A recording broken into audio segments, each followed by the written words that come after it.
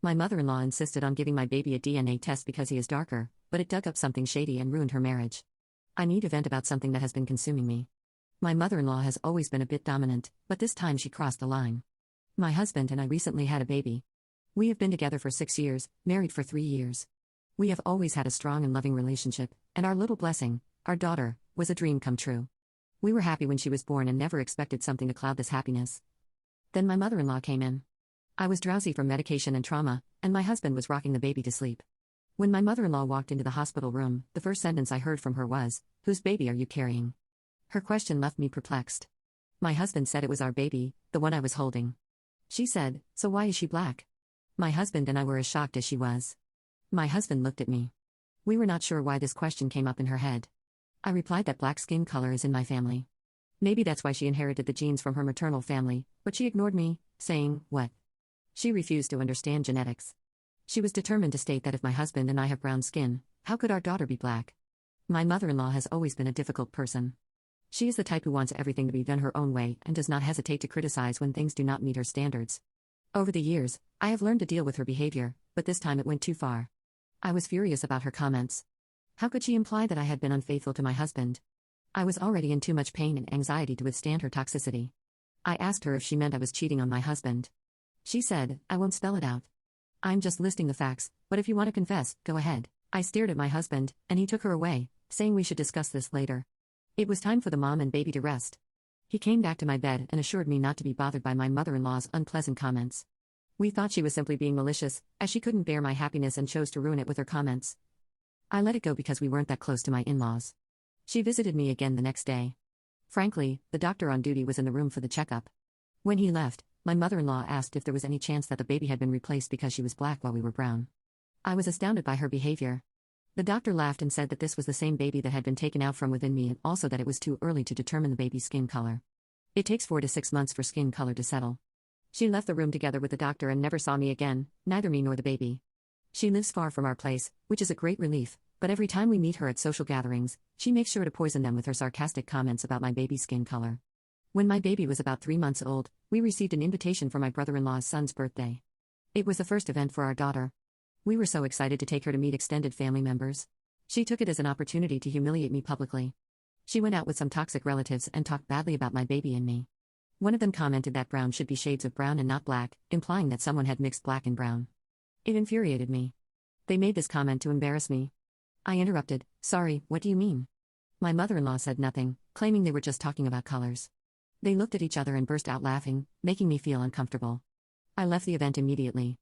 A couple of similar incidents followed. The only reason I let this slide then was because I was busy with my newborn. As a new mom, everything was too overwhelming for me.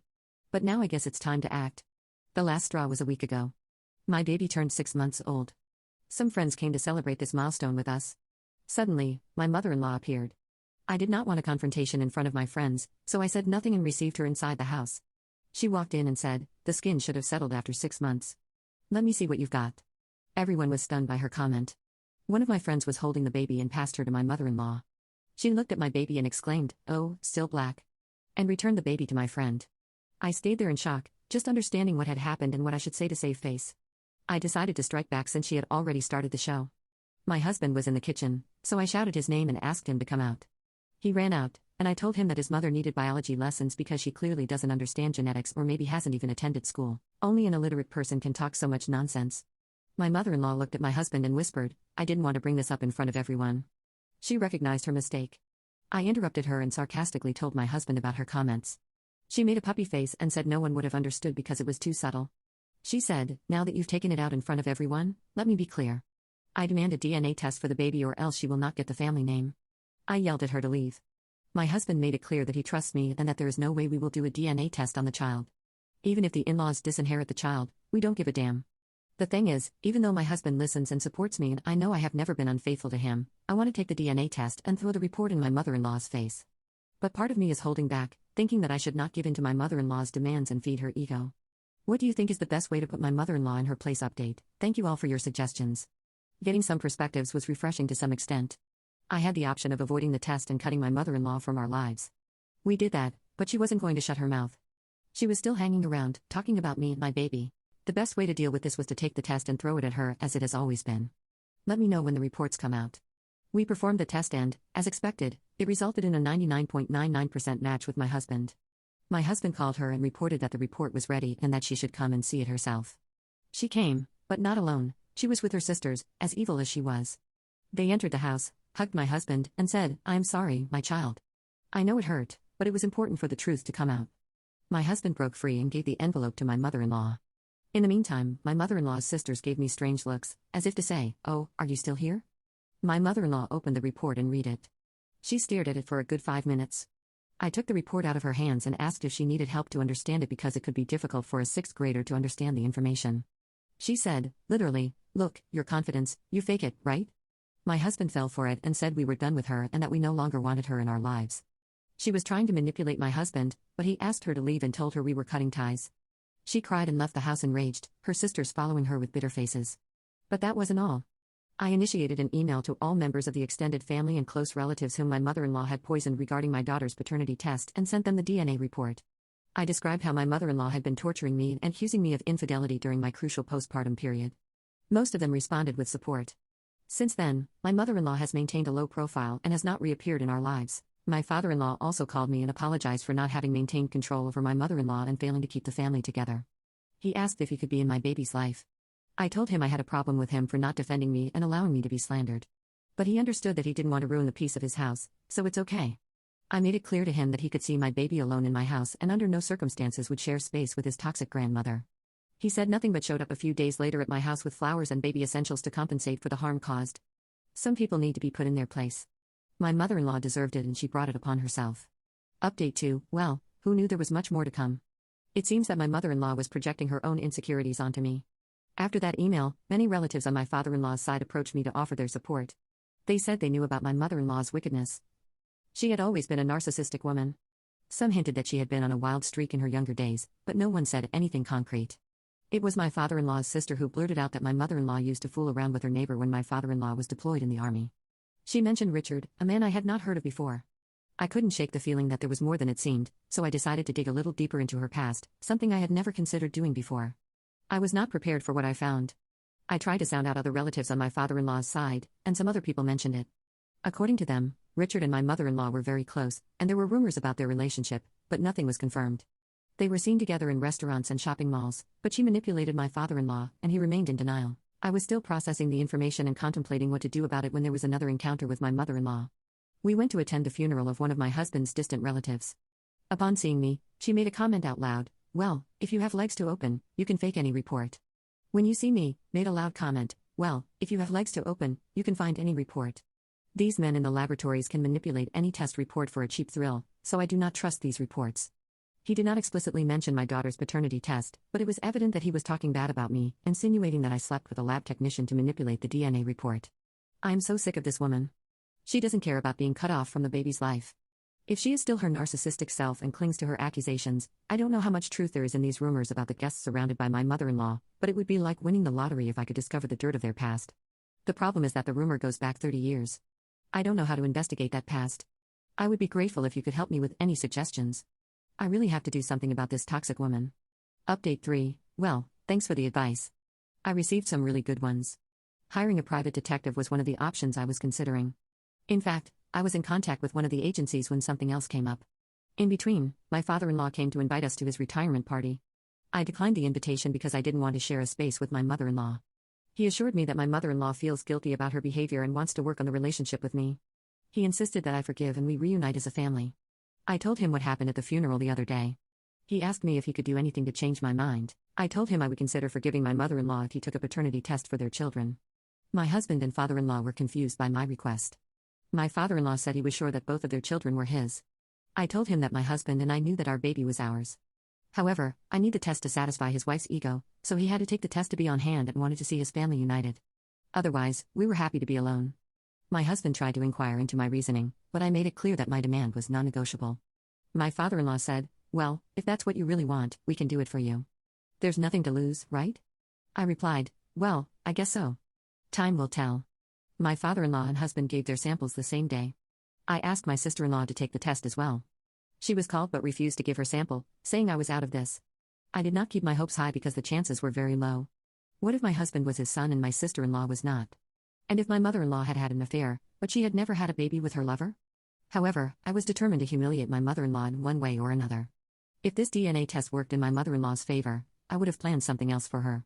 My suspicion became partially true even before the reports came out. When my father-in-law returned home and told her about the paternity issue, she went crazy. She yelled at him for taking the test without her consent and insisted that he cancel it. Her reason was that she didn't want to feed my ego, but this time she couldn't manipulate my father-in-law, and he realized he smelled a rat. He said he would not cancel it, and now he was waiting for the report. My mother-in-law called my husband and tried to manipulate him emotionally by saying, "Do not trust your mother." My husband also said, "I trust you and I also trust my wife. However, you will test it just to satisfy your ego. Let's accept it as a formality." She said it was feeding my ego and I should cancel it. My husband said, "What is the point of canceling? We have already paid for it and given the sample. Let's look at the report and finish this." Seeing their despair, I understood that I had touched a sensitive nerve.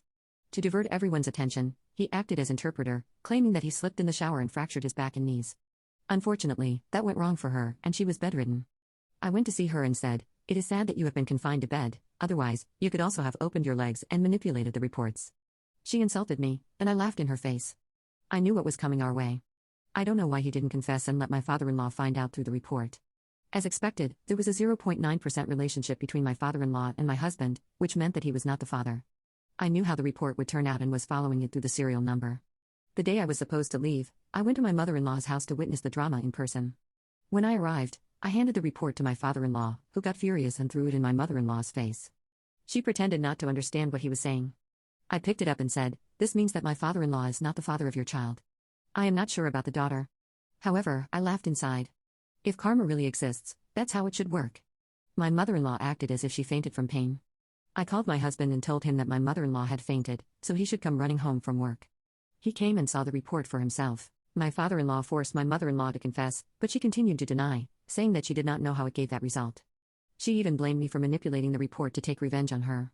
I told him, "If you don't believe this report, you can have it tested in a couple more places to rule out the possibility of error or manipulation." She did not want to do so and did not accept the report. After much back and forth, my father-in-law shouted, "What is it?" There was a sepulchral silence in the room. My mother-in-law broke down in tears and said she would confess everything, but wanted me to leave. I took my bag and stood up, but my father-in-law said, "She won't go anywhere. You humiliated her in front of the world. Now she will stay right there." She began to cry and confess that she had been cheating with the neighbor Richard. When my father-in-law was deployed, she said she was alone. My husband and father-in-law looked at her with horrified looks.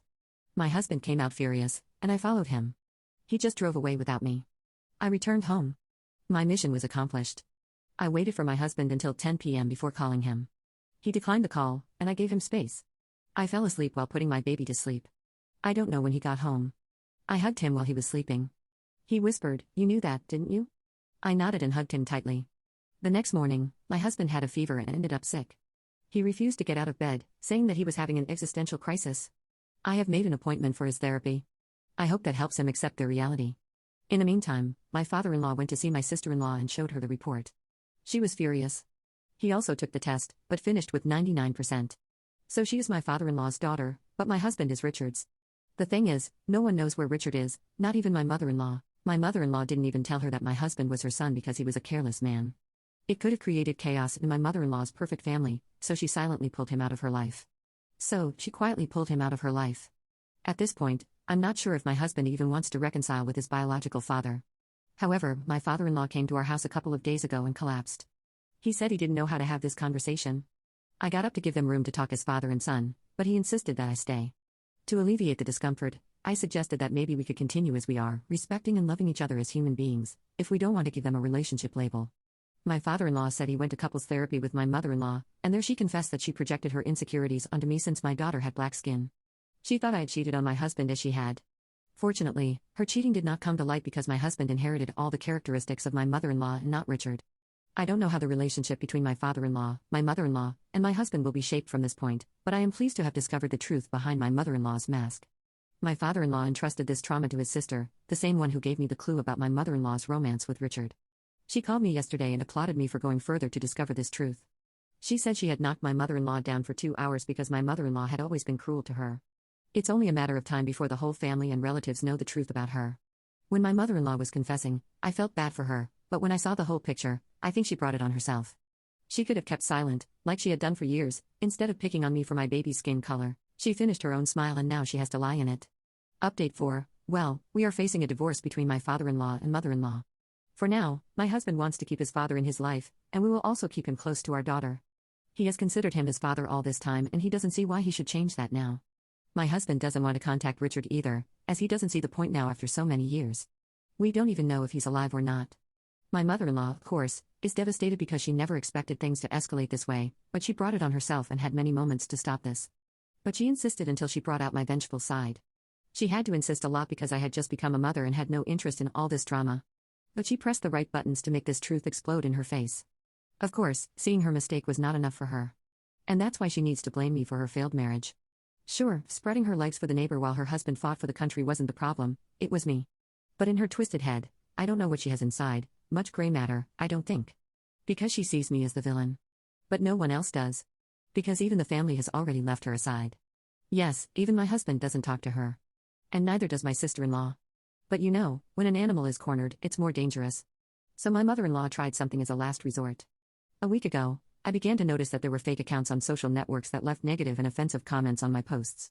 At first, I thought it might be a coincidence, but then I began to receive private messages full of insults and baseless accusations about my character and my relationship with my husband.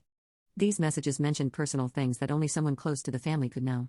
One night, I received a message from an anonymous profile that said, "Soon everyone will know the truth about you. You are nothing more than an imposter and a manipulator. Your time will come."